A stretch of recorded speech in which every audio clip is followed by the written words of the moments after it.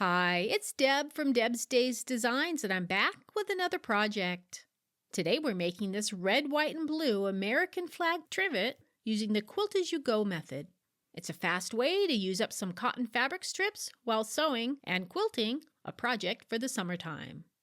Before I get started, I publish new content frequently, so be sure to subscribe to my YouTube channel or stop by the blog at debsdays.com and check out my Etsy shop, Deb's Days Designs.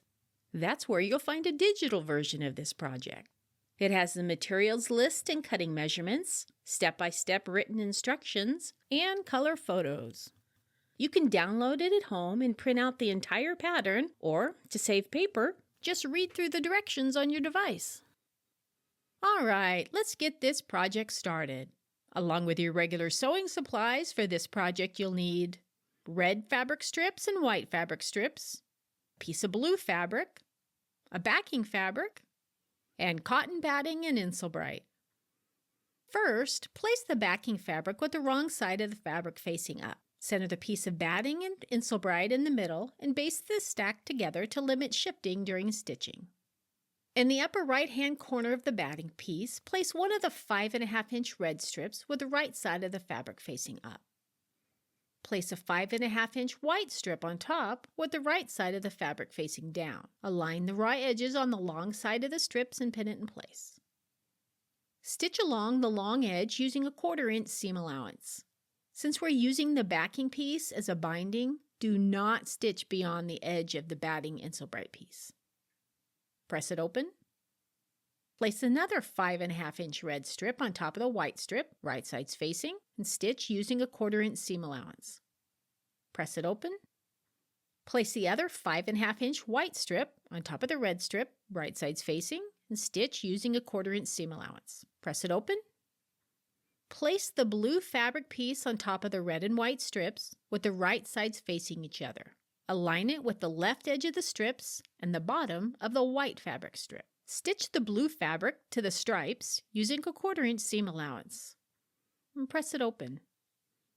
With the right side of the fabric facing down, place a 9.5-inch red strip along the long side of the white strip and the blue square. Stitch along the long edge using a 1/4-inch seam allowance. Press it open.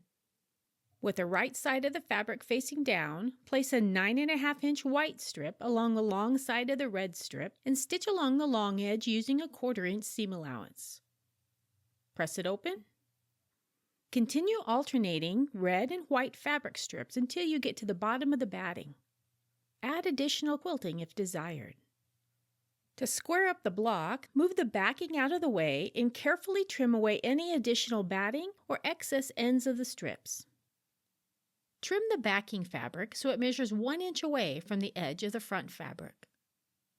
To create the binding and mitered corners, fold the corner of the backing so it meets the corner of the front piece and press it. Open up the fold and cut on the crease line. Do the same for all 4 corners. Fold the cut corners over the corners of the front piece and press it. Fold each side so the raw edges of the backing meet near the raw edges of the front and press it.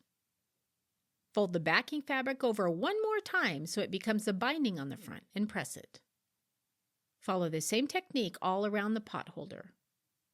Adjust the mitered corners if necessary.